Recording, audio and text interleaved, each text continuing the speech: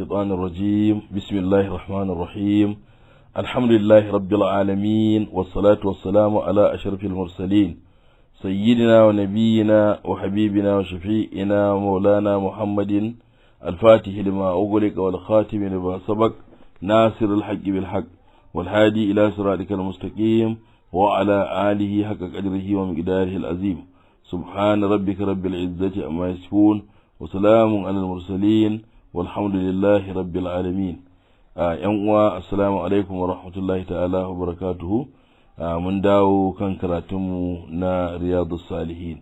رواية لهما عنه قال رسول الله صلى الله عليه وسلم: ما منكم من أحد إلا سيكلمه ربه ليس بينه وبينه ترجمان فينظر أيمن منه ولا يرى إلا ما قدمه وينظر أشأم منه فلا يرى إلا ما قدمه وينظر بين يديه فلا يرى إلا النار تلقاء وجهه فتقوا النار ولو بشق تمرة فمن لم يجد فبكلمة طيبة. وانا حديثي رواية تاسو معناه kamar yadda aka rawaito daga Imam Bukhari da Muslim. Wannan hadisin ma riwayar Imam Bukhari da Muslim ne. Manzon Allah sallallahu alaihi wasallam ya ce: ma minkum min ahadin, babu wani daga cikin ku, ba wani ɗaya daga cikin ku, illa sayukallimuhu rabbuhu, sai ubangijinsa zai yi magana da shi, laysa bainahu wa bainahu tarjaman, babu wani mai tarjama a tsakaninsu, ba tafinta a tsakaninsu. fayanzuru aymana minhu, sai kalli damansa, fala yara illa ma qaddama, ba zai ga komai ba sai abin da ya aikata. wayanzuru, sai kuma ya sake kallon ash'ama minhu, hagun dinsa, nan ma fala yara illa ma qaddama, ba zai ga komai ba sai abin da ya gabatar. wayanzuru bayna yadai, sai kalli gabansa, fala yara illa nara, ba zai ga komai ba sai wuta, tilka a wajhihi, a wajen fuskarsa. fattakun nara, ku tsori wuta, ku kiyaye wuta, walau bi shiki tamratin, koda da sadakar tsagin dabino ne. fa man lam yajid, wanda bai samu tsagin dabinon ba, fa bi kalimatin tayyiba, to koda da kalma daddada ya zama ya kiyaye daga wuta. saboda kaga wannan hadisi yana kwadaitar da mu akan ayyukan alkhairi, da cewar ba mutum sai yana da kuɗi ne zai yi aikin alkhairi ba. a'a, idan ya zama da cewar ma kana da hali mai kyau, za ka faɗi kalma mai kyau, to saboda haka ita ma aiki ne na alkhairi, har ma ya zama na aiki ne wanda zai tsare mutum daga fadawa cikin wuta. Allah ya tsare mu.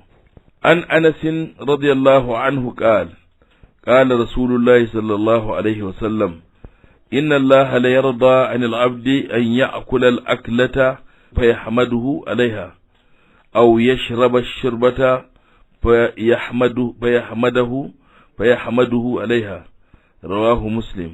وانا حديثي daga sayyidina Anas radiyallahu anhu yace manzo Allah sallallahu alaihi wasallam yace: inna Allah la yarda 'anil 'abd, wallahi haqiqa ubangiji wallahi yana yarda da bawa, an ya akula al-aklata, yaci al-aklata, wani abinci, fa yahmaduhu alaiha, ya gode masa akanta, aw ya shiraba asharbata, ko kuma ya sha wani abin sha, nan ma fa yahmaduhu alaiha, sai ya gode masa akanta.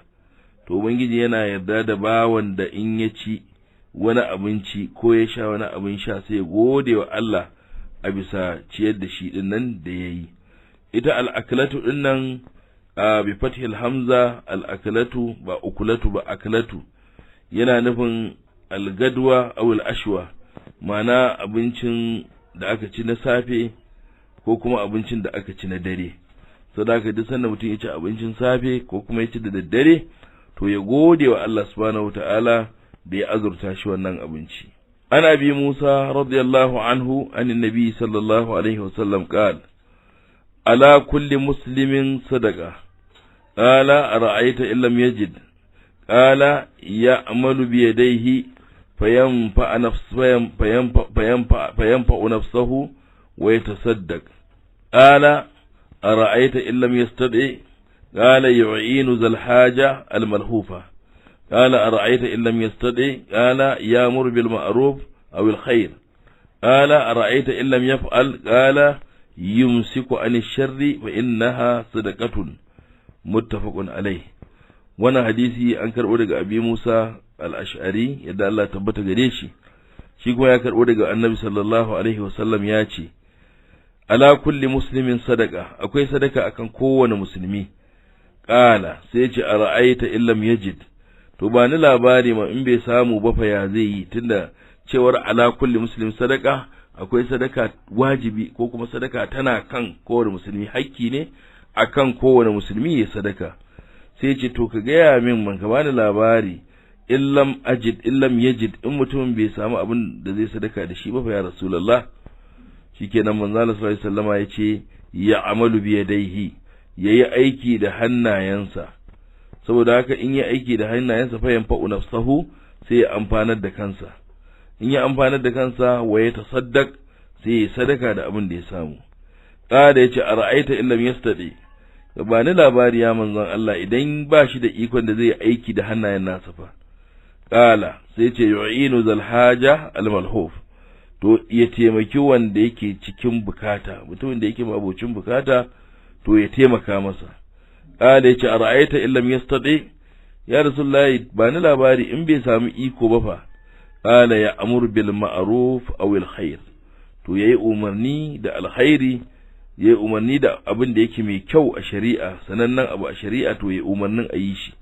Aw al khair, ko kuma wani alkhairi, ko da misali ya ga mutane suna zaune haka abin ya ce ku kari aswaki mana ku yi, a dau aswaki a yi, saboda haka wannan aiki ne na alkhairi, ya umarni a yi aikin alkhairi, sunna ce ta manzo Allah sallallahu alaihi wasallama. Amma sai ka zaga sabari da yawa ana zaune, mutum ba shi da baya yin aswaki a bakinsa, baya riƙe aswaki yana yi, saboda haka kaga wannan nau'i ne na wani aikin alkhairi wanda zaka motsar, wanda za a dinga yi.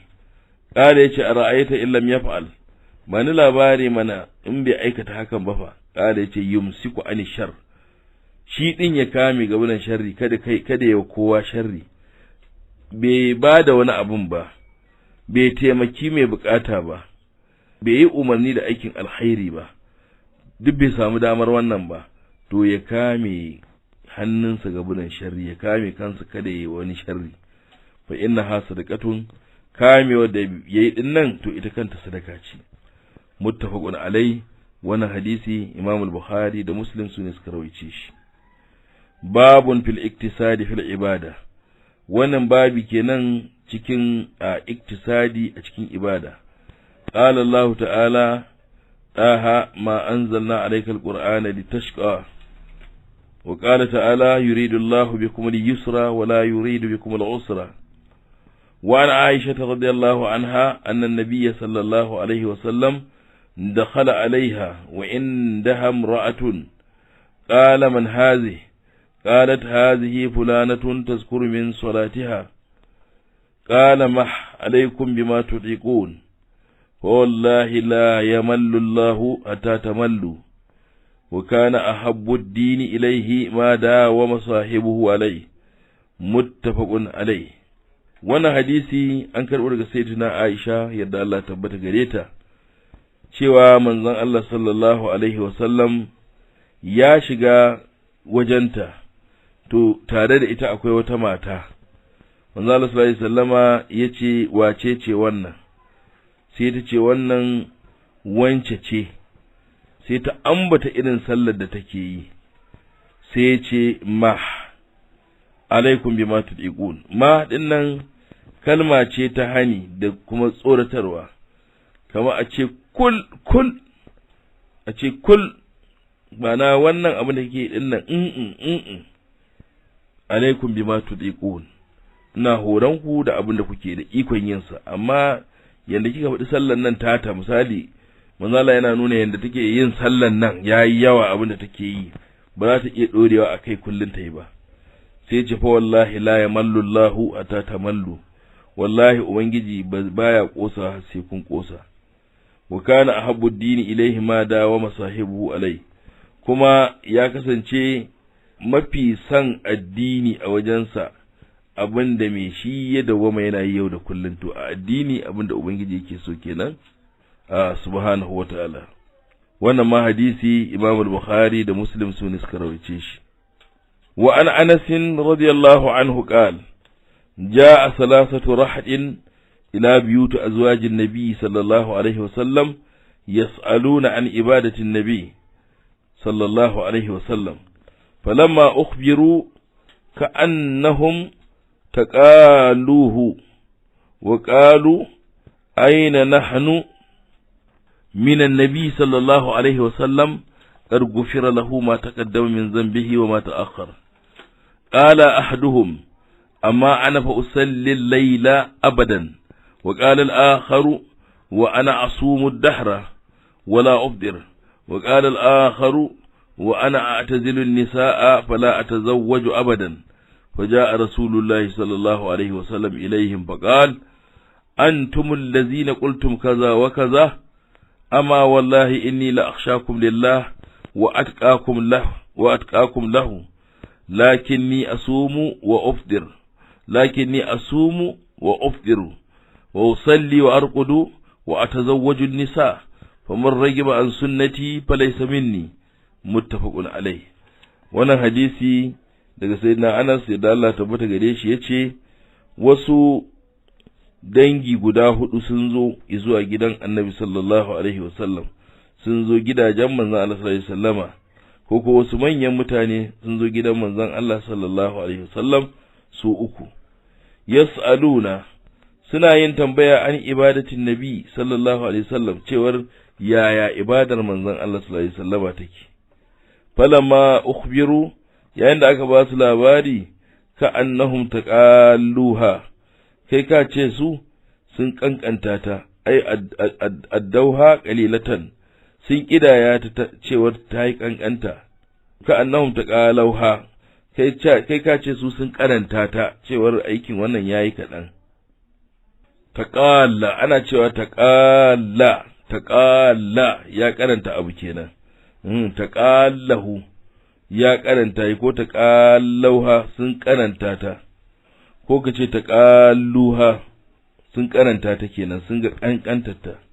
Wa qalu, suka ce aina nahnu minan nabi sallallahu alaihi wasallam, to ina mu da annabi sallallahu alaihi wasallam, ina mu ina annabi sallallahu alaihi wasallam, wanda shi kargushira lahu ma taqaddama min zambihi wa ma ta'akhkhar. Allah ya riga ya gafarta masa abin da ya gabata da wanda bai yi ba dan yayi ba dan zai yi ba. Qala ahaduhum, sai ɗayan su yace amma ni fa usalli al-laila, zan sallaci dare gaba ɗayan sa har abada. Wa qala al-akhar, wani kuma yace ni asumu ad-dahra, zan azumci zamani wala ubdir, ba zan ci ba ko rana ɗaya. Wa qala al-akhar, sai wani yace wa ana a'tazilu nisaa, ni ko zan nisanci mata, fala atazawwaju abadan, ba zan yi aure ba har abada. Faja'a rasulullahi sallallahu alaihi wasallam ilaihim, sai manzo Allah sallallahu alaihi wasallam yazo zuwa gare su, fa qala, sai ya ce antumul ladzina qultum kaza wa kaza, ku ne kuka ce kaza da kaza, to amma wallahi inni la akhshakum lillah, sai ce amma dai ni kun sani wallahi ni nafi ku tsoron Allah, wa atqakum la, kuma ni ne nafi ku dai tsoron sa, lakinni asumu, sai dai ni din ina yin azumi, wa ubdir, kuma ina cin abinci. Ga na fi kowa tsoron Allah, na fi ku tsoron Allah, amma ina yin azumi kuma wani lokaci ina cin abinci ya zama ban yi azumi ba. Wa usalli, kuma ina yin sallah, wa arqudu, ina yin bacci, wa atazawwajun nisaa, kuma ina auren mata. Don haka fa man ragiba an sunnati, duk wanda yayi kyamar sunnata fa laysa minni, wannan ba nawa bane. Saboda haka an ce ragiba an sunna, yayi kyamar sunna kenan, saboda an dinnan littajawuzi. Nama da an ce ragiba fi, to yayi kwadayi cikin yin abin kenan, amma ragiba an, to yayi kwadayin bari kenan, saboda haka yayi kyamar abin kenan. Wa an ibn Mas'ud radiyallahu anhu anna an-nabiy sallallahu alaihi wasallam qala halaka al-mutanaddi'una, qalaha thalathan. Manzo Allah sallallahu alaihi wasallama yace halakal mutanaddi'una, masu tsanantawa ba a gun tsanantawa ba, to wannan sun halaka. Sai dai faɗa sau uku. Rawahu muslim ne ya rawaice shi. An abi hurairah radiyallahu anhu an annabi sallallahu alaihi wasallam qala inna ad-dina yusrun ولن يشاد الدين إلا غلبه فسددوا وقاربوا وأبشروا واستعينوا بالغدوة والروحة وشيء من الدرجة رواه البخاري. وانا حديثي إمام البخاري شيني رويتوشي حديثي شيني أنكر أولي أبي هريرة يدى الله تبت قريشي shi ko ya karɓo daga manzon Allah sallallahu alaihi wasallam yace inna ad-dina yusrun, haƙiƙa addinin Allah abu ne mai sauki, saboda haka walan yushadda ad-dinu illa galabahu, saboda haka babu wani ba za a taba, saboda haka ba za a taba hu sai ya rinjaye shi. Fasaddidu, saboda haka ku daidaita, wa ƙaribu ku kusata, wa abshiru sannan kuma ku yi albishir, wasta'inu ku nemi taimako bil ghadwati da safiya, war rauhati da yammaci, wa shay'in min ad-dulja da kuma wani abu na daga sammako ko kuma daga duhun dare.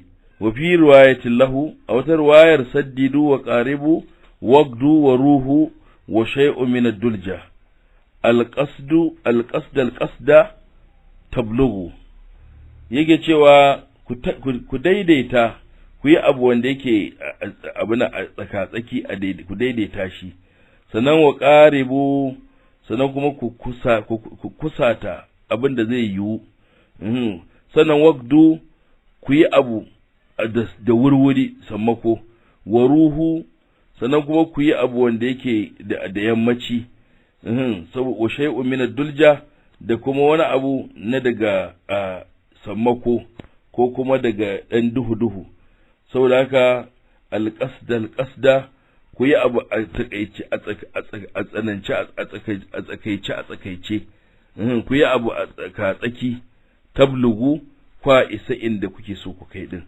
Saboda haka wannan hadisi yana mana magana akan cewa da abin da za mu yi kada mu yi abu ba shiri, saddidu mu yi abin wanda yake a kintse a tsare yawa, sannan kuma kada mu yi abu mu yi shi wanda yake nesa, mu kusata shi, mu yi shi abin da yake zai kusatu, sannan kuma mu yi amfani mu nemi taimako da safiya in za mu yi abu da kuma yammaci. Shi yasa zaka ji ubangiji yana cewa bil guduwi wala sali, da safiya da kuma yamma, saboda lokuta ne waɗanda ake iya samun nutsuwa wajen yin ayyuka ko kuma wajen yin ibada.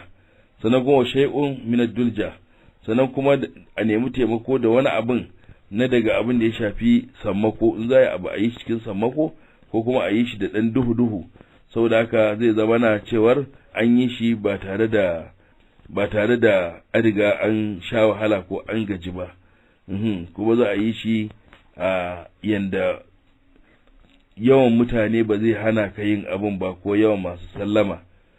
Wallahu a'lam. Qauluhu, badansa da yace addinu huwa marfu'un ala ma lam yusamma fa'ilu, daga ce lan yushadda ad-dinu, saboda haka yushadda din nan mabaniyun abunan ya zama na an mabaniyin ne ala ma lam yusamma fa'ilu, an gina shi ne a bisa abin da ba ambaci fa'ilinsa ba, saboda haka shi yasa aka ce lan yushadda ad-dinu. Warwiya mansuban, an rawai shi to shi ma da fataha, lan yushadda ad-dina ahadun kenan, babu wani wanda zai nuna wa addini ƙarfi, wai mutum ya ce to shikenan zai yi addini iya yinsa yanda ba zai bar wani abu na addini ba wani abu da zai bari wanda addini ya ce a zo da shi wanda bai yi ba. Saboda haka idan ya haka shahadar dina kenan, ya nuna wa addini ƙarfi, to ba wanda zai iya nuna addini ƙarfi illa galabahu, sai addini ya rinjaye shi, ai galabahu dinu, addini ya rinjaye shi, wa ajaza zalikal mushaddu, sai wannan mai nuna ƙarfin nan ya gajiya an muqawamati dini, gaburan yin fito na fito ko kokawa da addini, likasrati durqihi, saboda yawan hanyoyinsa shi addinin. Algadoti din nan sai la awwalin nahar shine tafiyar farkon rana, warrauha akhirun nahar tafiya ta ƙarshen rana, wadulja duljatu fa akhirul layl ƙarshen dare kenan, duhun abin safiya ko kuma duhun asuba.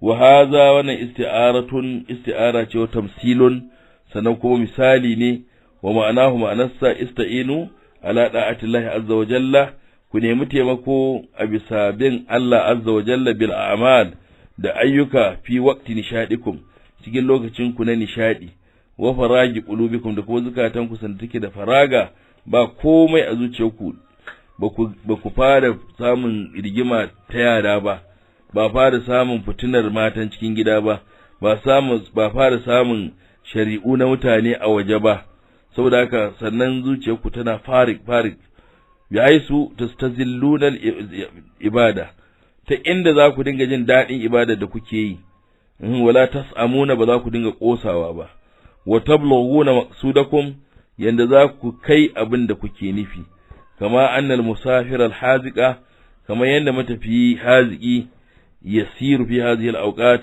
yana tafiya cikin wannan lokuta, wa yastarihu huwa, yana hutawa kuma shi wa dabbatuhu da dabbarsa fi ghairiha cikin waninta, saboda haka fa yasilul maqsuda sai ya kai abin da ake nufi bi ghairi ta'abin ba tare da wahala ba. Wallahu a'lam. Wa an Anas radiyallahu anhu qala dakhala an-nabiy sallallahu alaihi wa sallam al-masjid fa idha hablun mamdud bayna sariyatayn fa qala ma hadha al-habl قالوا هذا حبل لزينب فإذا فترت تعلقت به فقال النبي صلى الله عليه وسلم هلوه ليصلي أحدكم نشاطه فإذا فتر فليرقد متفق عليه. وانا حديثي أنكر أولئك سيدنا أنس رضي الله عنه شيكما يتشي من الله صلى الله عليه وسلم ياشق مسلاتي. Sau da haka da ya shiga masallaci sai ga wata igiya an miƙar da ita tsakanin wannan ginshiki da wannan ginshiki, tsakanin wannan fila da kuma wannan fila an sa igiya, an miƙar da igiya an ɗaure kamar irin igiyar shanya haka. Faƙala sai ce ma hazal hablu, wannan igiyar fa, sai ka ce haza hablul li Zainaba, wannan igiyar Zainabu ce.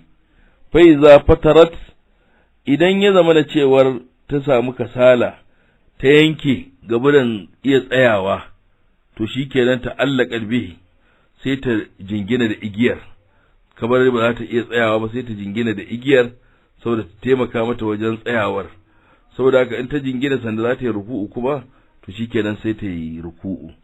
Faqala annabi sallallahu alaihi wasallam, sai manzo Allah sallallahu alaihi wasallam ya ce hulluhu, ku kwance shi, warware shi, li yusalli ahadukum nashatahu, ɗayanku ya sallaci nishaɗinsa, ma'ana sanda yake cikin nishaɗi, sanda ya ji ya fara gajiya ya fita daga nishaɗi, to ya haƙura da abin da yake yi na ibadar. Saboda haka in ko duba ƴan uwa, duk sallolin nan, duk ayyuka na ibadar mu na farilla, duk za ka ga sauƙi ne da su. Duk sallolin raka'o'in za ka duk ba sa wuce a yi minti 5, an yi da yawa a yi minti 10 ana yin su. An matsa a yi minti 10 ana yin sallar azhar ko ana yin sallar la'asar. Saboda haka wata sallar ma minti 5 an yi ta an idar. Saboda haka mutum yana cikin nishaɗinsa zai sallar, to amma ba za ka ɗauko abin da ba nishaɗi za ka yi ta yi har ya zama na ka fita daga nishaɗi ba. Saboda haka shi ne wannan wanda manzo Allah sallallahu alaihi wasallama yake faɗa a sayyidatuna Zainab, yake ce da aka ce wannan na Zainab ce, yace to a warware wannan igiyar, kowa ya sallaci iya sanda yake jin nishaɗin ibadar. Saboda haka sanda nishadi ya wuce to fal yarqud, ya kwanta yayin baccin sa. Muttafaqun alai. Wannan hadisi Imam Bukhari da Muslim su ne suka rawaito shi.